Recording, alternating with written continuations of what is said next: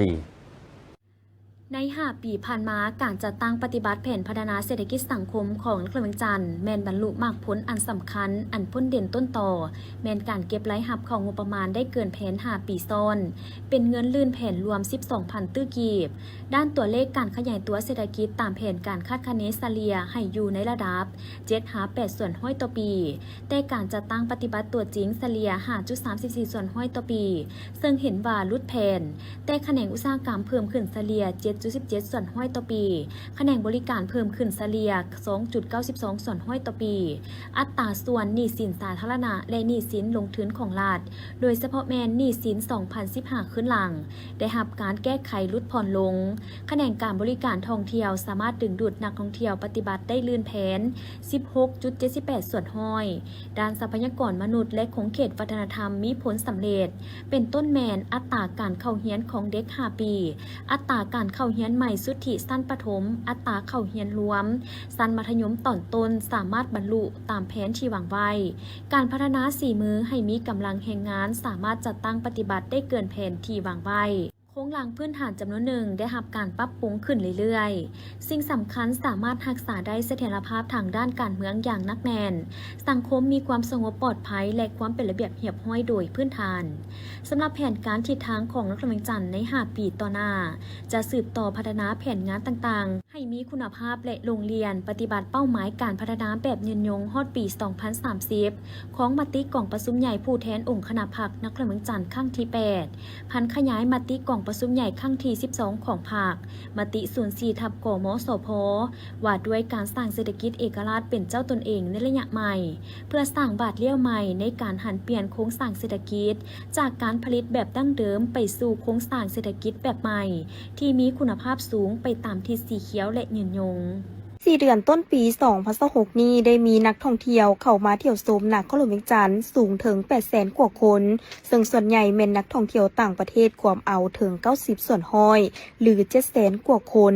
ในนี้สำหรับ 3 แหล่งท่องเที่ยวทางวัฒนธรรมบูหานสถานของนครหลวงเวียงจันทน์คือพระธาตุหลวงวัดศรีสะเกษและหอพระแก้วแม้นสามารถต้อนรับแขกเข้าชมได้ถึง 88,040 เถื่อคนในนั้นยังได้มีโอกาสต้อนรับคณะผู้แทนระดับสูงและผู้นำจากต่างประเทศหลายคณะเช่นประเทศมองโกลีไทยและญี่ปุ่นปัจจุบันแผนกวัฒนธรรมและการท่องเที่ยวนครหลวงเวียงจันทน์ได้กำหนดแผนการอย่างมีระบบเพื่อกักเกี่ยมติดตั้งระบบขายปีแบบทันสมัยโดยนำใช้ระบบยิงบาร์โค้ดเข้าในการบริการอยู่แหล่งท่องเที่ยวพร้อมทางติดตั้งกล้องวงจรปิดเพื่อเพิ่มความปลอดภัยและขึ้นแผนจัดฝึกอบรมพนักงานนำเที่ยวพื้นที่สุทธิซีในเดือนมิถุนาและฝึกอบรมหัวข้อการบริการอาหารและเครื่องดื่มให้แก่หัวหน่วยธุรกิจใน9 ตัวเมืองในเดือนกรกฎาคมนอกนี้ยังเล็งเก็บกำข้อมูลเพื่อเสนอเอาวัดพลไซเข้ารับรองเป็นมรดกแห่งชาติระดับท้องถิ่นพร้อมทางลงแก้ไขปัญหาการบุกรุกขอบเขตกำแพงเมืองบูหานชั้น 3อยู่เมืองหาดไซฟองสำหรับคาดหมายในปี 2026 นี้นครหลวงเวียงจันทน์จะดึงดูดนักท่องเที่ยวให้ได้ 2 ล้านเถื่อคนและสร้างรายรับจากนักท่องเที่ยวให้บรรลุ$600 ล้านสหรัฐนอกนั้นก็จะได้ลงประเมินมาตรฐานท่องเที่ยวอาเซียนเพื่อนำเสนอรับรางวัลให้ได้7 แห่งกองประชุมจัดขึ้นที่สโมสรสถาบันยุติธรรมแห่งชาติโดยการเป็นประธานร่วมของท่านนางสายคิดวิสีสมบัติหัวหน้ากลุ่มหัวมือสากลท่านนางคาร่าดาซิลเวอร์ไลกี้อนุเลขาแขนงการปกครองหัวหน้าฝ่ายหัวมือสำนักงานผู้ต่างหน้าสหภาพเอโรปประจำลาวท่านนางลอล่าฟาเซียโคโมหัวหน้าหน่วยงานปกครองการสร้างลัทธิปกครองด้วยกฎหมายสิทธิมนุษย์องค์การสหประชาชาติเพื่อการพัฒนาประจำลาวมีต่างหน้าจากบรรดากระทรวงที่เกี่ยวข้องคู่ร่วมพัฒนาองค์การจัดตั้งสากลสมาคมและองค์การจัดตั้งทางสังคมเข้าร่วมในกองประชุมครั้งนี้เป็นครั้งทำอิฐของแขนงยุติธรรมการนำเอาข้อมูลที่มีของแขนงยุติธรรมเพื่อมาสาธิตเป็นรูปภาพซึ่งการทดลองครั้งทำอิฐของแขนงยุติธรรมซึ่งกำหนดเอา2 แขวงเป้าหมายของแผนงานการมีส่วนร่วมของประชาชนต่อเวียกงานการปกครองที่ดีและการสร้างลัทธิปกครองด้วยกฎหมายคือ แขวงหลวงพระบางและแขวงขมวนซึ่งได้ต่างหน้าบรรยายโดยท่านบุญทรขันติวงศ์หัวหน้าแผนการและสถิติห้องการกระทรวงยุติธรรมซึ่งทดลองลงเลิก4เวียกงานคือเวียกงานช่วยเหลือทางด้านกฎหมายเวียกงานทะเบียนศาลเวียกงานปฏิบัติคำตัดสินของศาลและเวียกงานสภาทนายความการสร้างฐานข้อมูลข่าวสารที่เป็นรูปธรรมของแขนงยุติธรรมเฮ็ดให้แขนงยุติธรรมมีฐานข้อมูลที่เป็นวิทยาศาสตร์สามารถนำมาใช้ในการวิเคราะห์วิจัยการสร้างแผนยุทธศาสตร์และแผนพัฒนาของแขนงยุติธรรมนอกนั้นยังได้รับฟังบทเรียนจากเสี่ยวซานของแผนงานเซกาและยะ2และในกล่องประชุมวิชาการครั้งนี้ยังได้จัดกิจกรรมเป็นกลุ่มเพื่อปรึกษาหารือความต้องการและความจำเป็นในเวียกงานแผนการและสถิติและการระดมความคิดเห็นผ่านทาง QR Codeเพื่อให้ผู้เข้าร่วมทั้งหมดได้ประกอบความเห็นเพื่อเสริมสานการสร้างฐานข้อมูลข่าวสารที่เป็นรูปภาพของแขนงยุติธรรม Justice Snapshot เพื่อเสริมสานกับของเขตยุติธรรมอื่นๆและสถิติแห่งชาติในต่อหน้า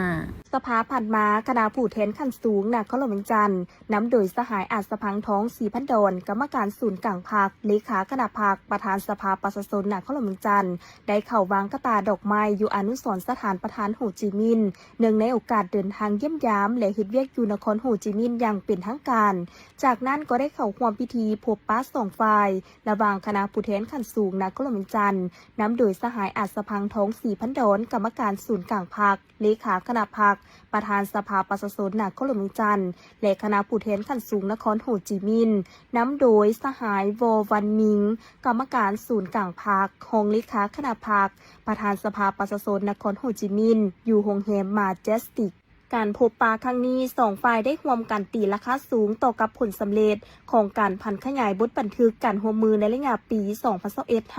2021-2025 ซึ่งมีหลายโครงการที่สำเร็จอย่างมีประสิทธิผลเป็นต้นการร่วมมือในของเขตการเมืองและต่างประเทศวัฒนธรรมการท่องเที่ยวการศึกษาและอื่นๆพร้อมเดียวกันนั้นก็ยังได้ทบทวนคืนบางโครงการที่ยังคงค้างและบ่ทันสามารถพันขยายได้ตามแผนการเซ็นโครงการสร้างงัวพันธุ์ซีนโครงการช่วยเหลืองบประมาณโครงการสร้างศูนย์สังคมสงเคราะห์และโครงการสร้างศูนย์การค้าการท่องเที่ยวระหว่างสองนครส่วนการร่วมมือระหว่างสภาประชาชนนครหลวงเวียงจันทน์และนครโฮจิมินห์ฝ่ายนครหลวงเวียงจันทน์ได้เสนอให้สืบต่อร่วมมือกันในระยะปี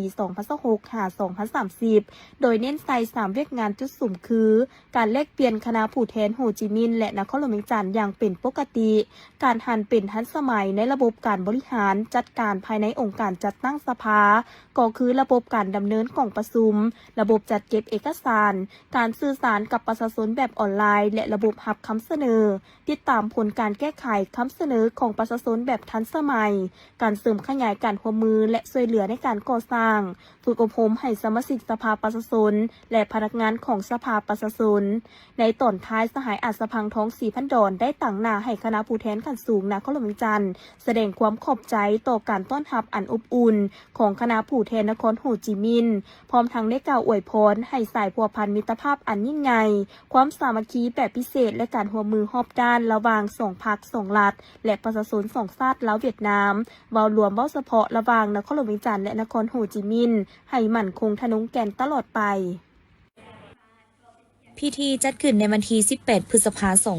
2026 ที่ห้องวางขายโหลดสู่อีสบ้านวัดไต่ใหญ่ทงเมืองสีโคตะบองนครหลวงจันทน์โดยให้เกียรติเข้าร่วมของทานจันทร์แสวงบุญยงรองรัฐมนตรีกระทรวงอุตสาหกรรมและการค้า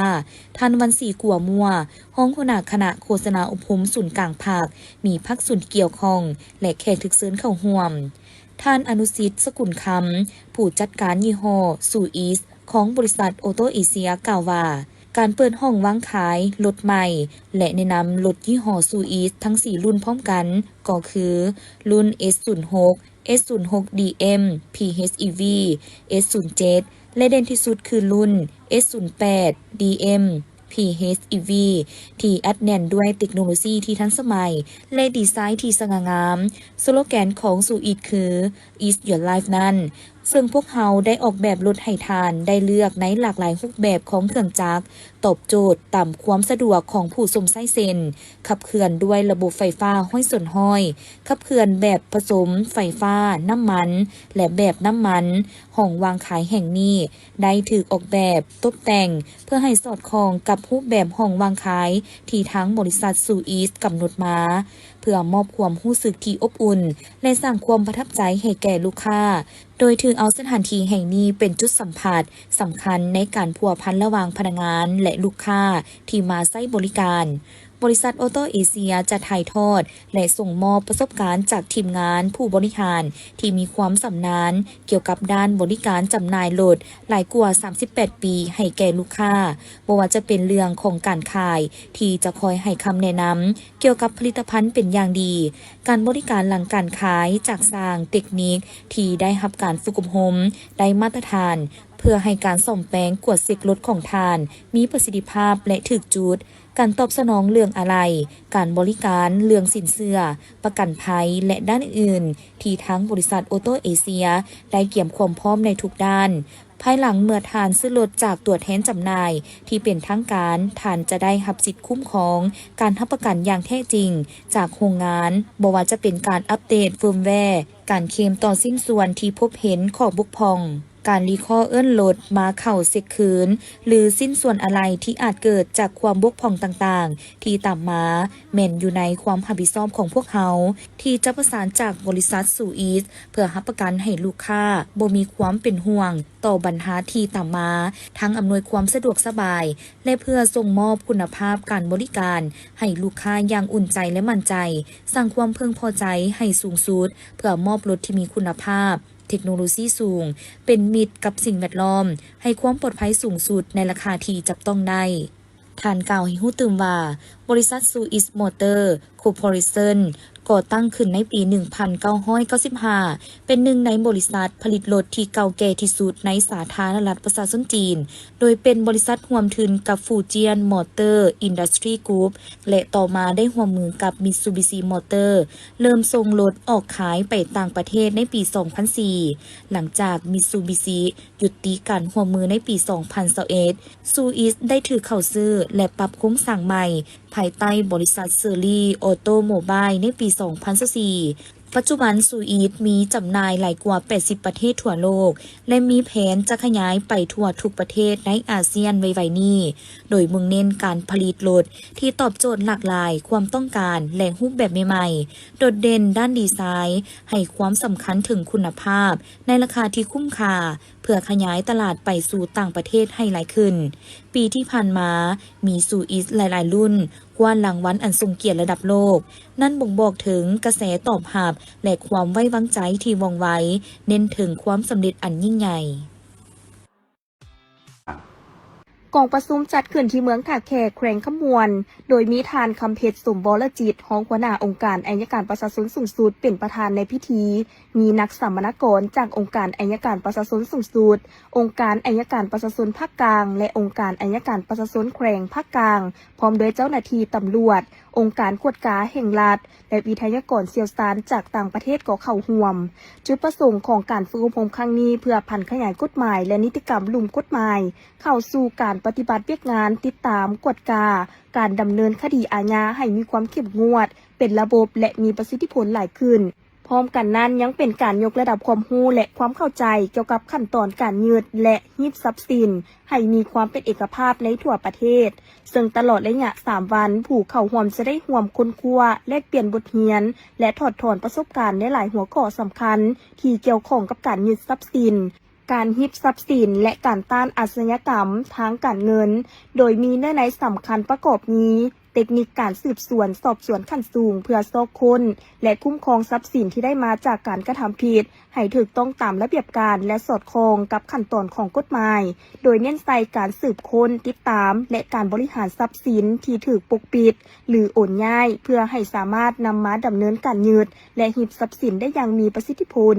การต้านการฟอกเงินและการสนองทุนให้แก่การก่อการร้ายโดยเน้นการเรียนรู้มาตรฐานสากล FATF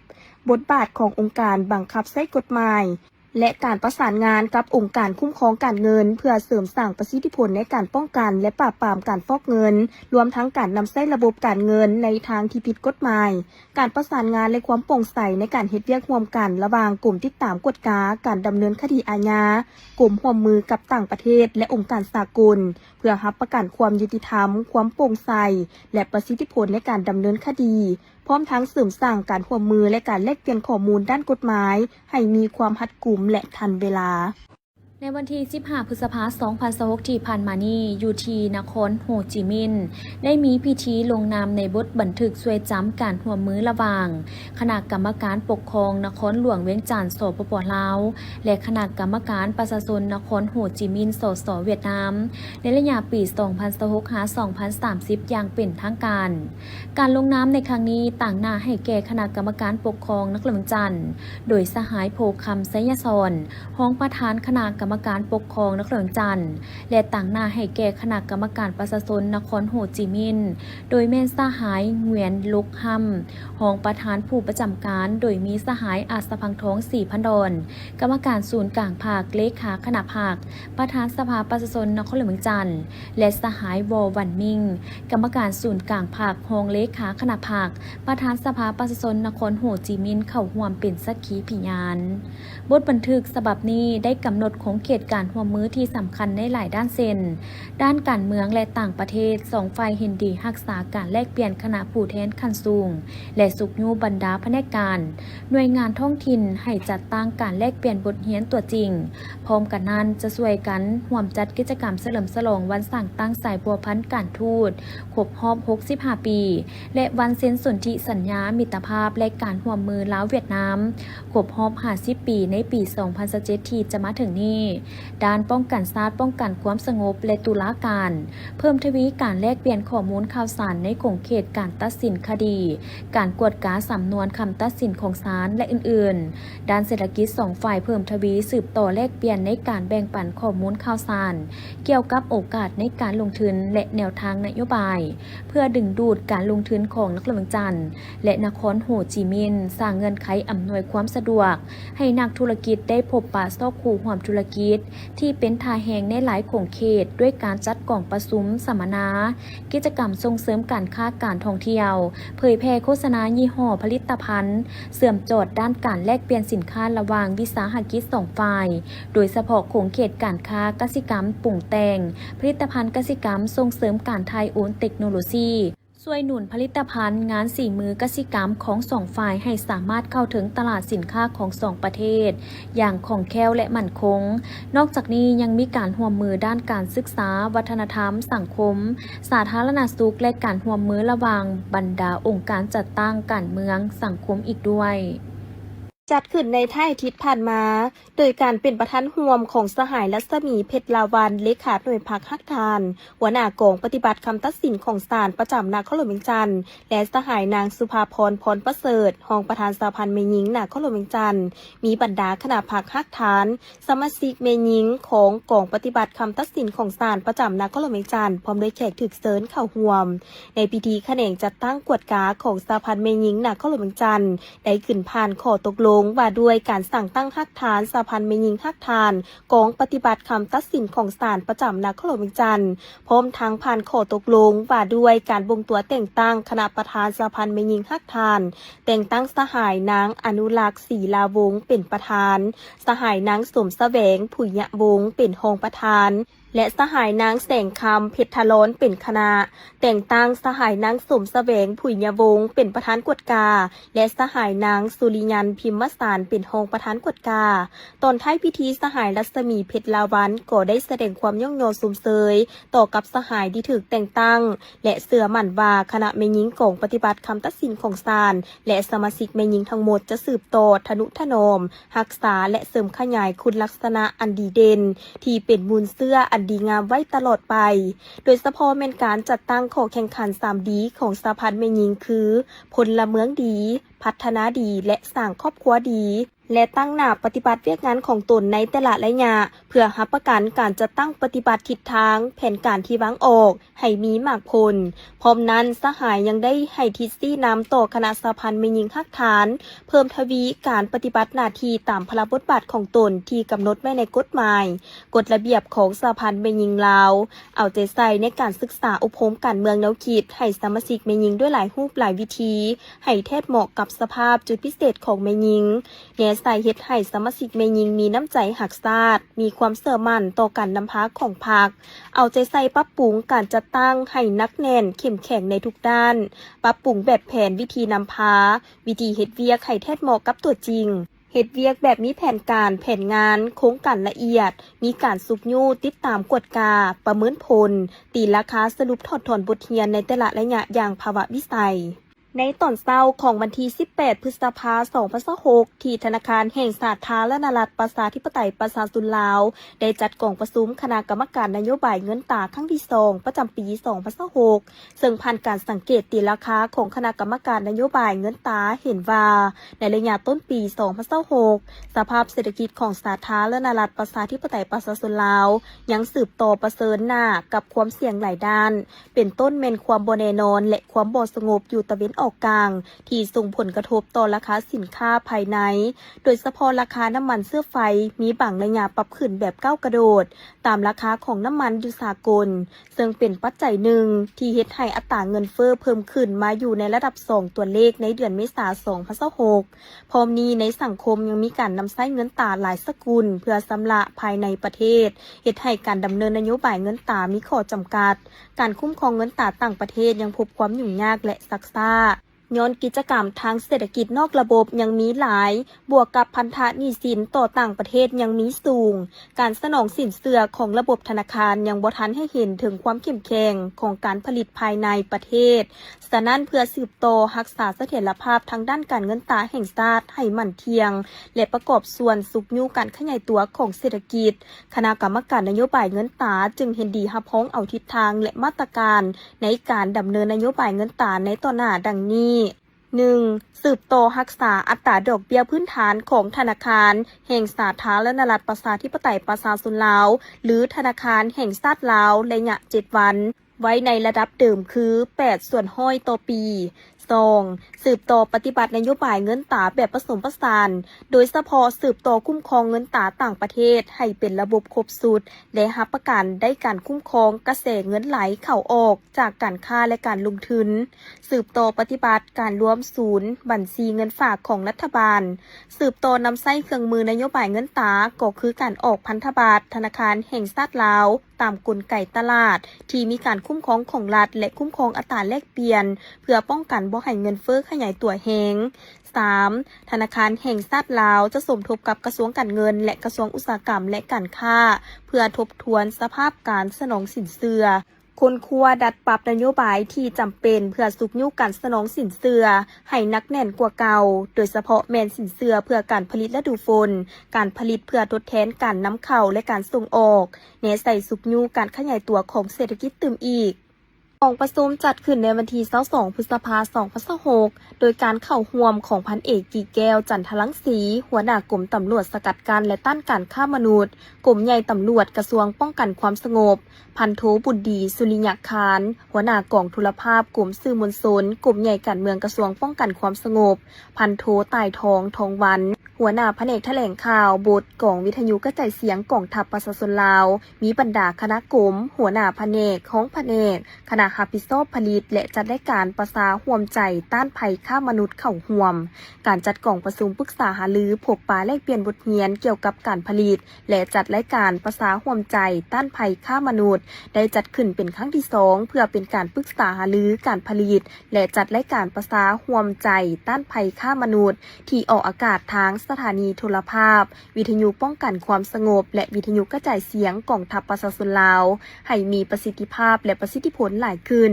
ซึ่งปัจจุบันปัญหาของการฆ่ามนุษย์ยังสืบต่อเกิดขึ้นมีหลายรูปแบบและเฮ็ดแบบแนบเนียนอยู่ทางภายในและต่างประเทศเฮ็ดให้สาวหนุ่มวัยหนุ่มมีความเสี่ยงที่จะตกเป็นเหยื่อของการฆ่ามนุษย์ดังนั้นกลุ่มตำรวจสกัดกั้นและต้านการฆ่ามนุษย์กลุ่มสื่อมวลชนป้องกันความสงบและกองวิทยุกระจายเสียงกองทัพประชาชนลาวจึงได้จัดกองประชุมแลกเปลี่ยนปรึกษาหารือร่วมกันเกี่ยวกับการผลิตและจัดรายการประสาร่วมใจต้านภัยฆ่ามนุษย์ให้มีสีสันมีเนื้อในครบถ้วนสมบูรณ์และมีหลายรูปแบบขึ้นกว่าเก่าในโอกาสนี้คณะรับผิดชอบผลิตและจัดรายการประสาร่วมใจต้านภัยฆ่ามนุษย์ก็ได้ผลัดเปลี่ยนการประกอบคำคิดคำเห็นอย่างกงไปกงมาเพื่อพร้อมกันปรึกษาหารือและสนทนาแลกเปลี่ยนบทเรียนร่วมกันหลายปัญหาเป็นต้นการผลิตและจัดรายการประสาร่วมใจต้านภัยฆ่ามนุษย์ให้มีหลายรูปแบบมีสีสันใหม่ๆเพื่อดึงดูดความสนใจให้แก่ผู้ชมผู้ฟังมีความสนใจและรับรู้ได้ถึงผลให้ภัยอันตรายที่อาจเกิดขึ้นในต่อหน้าพร้อมทั้งสามารถป้องกันตนเองและครอบครัวเพื่อบ่ให้ตกเป็นเหยื่อของการฆ่ามนุษย์ให้ลดน้อยถอยลงเทื่อละก้าว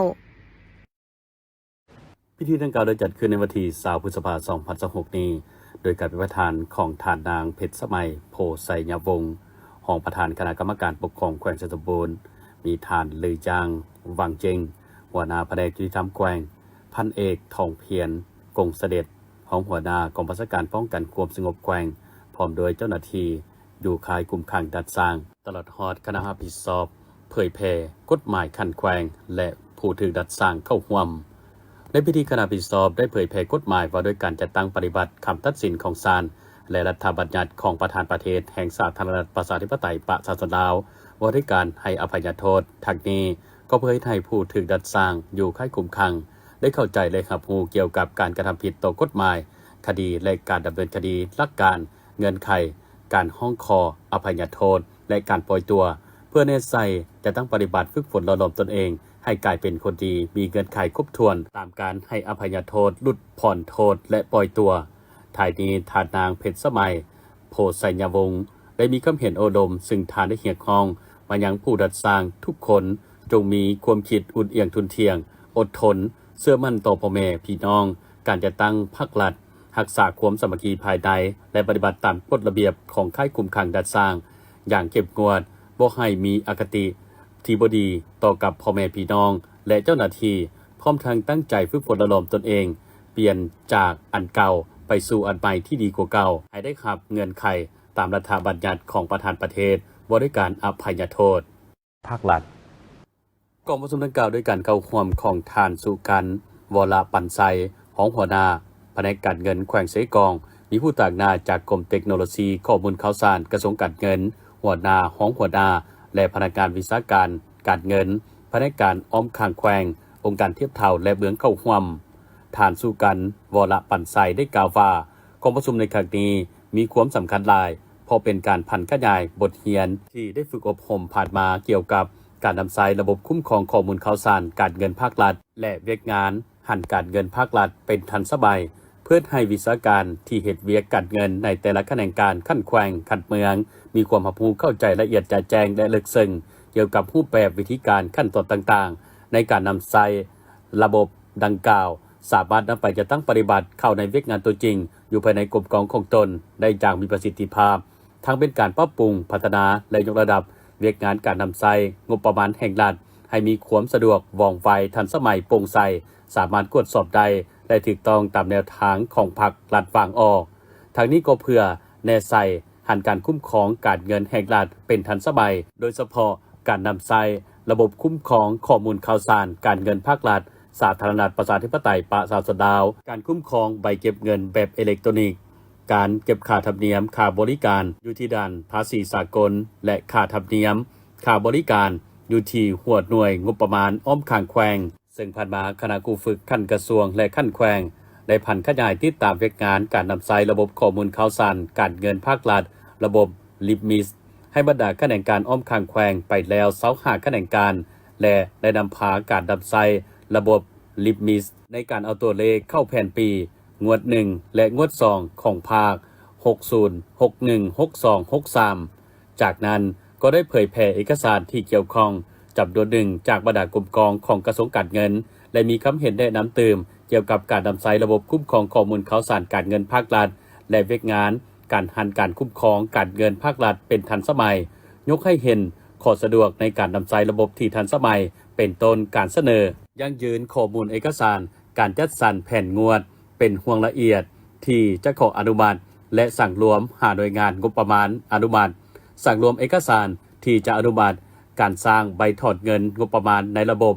รูปแบบการชำระเงินในแต่ละภาคแนะนำวิธีลงลายเซ็นอิเล็กทรอนิกส์การเฮ็ดบทสรุปรายงานผลการจัดตั้งปฏิบัติรายจ่ายงบประมาณให้มีความสะดวกดีขึ้น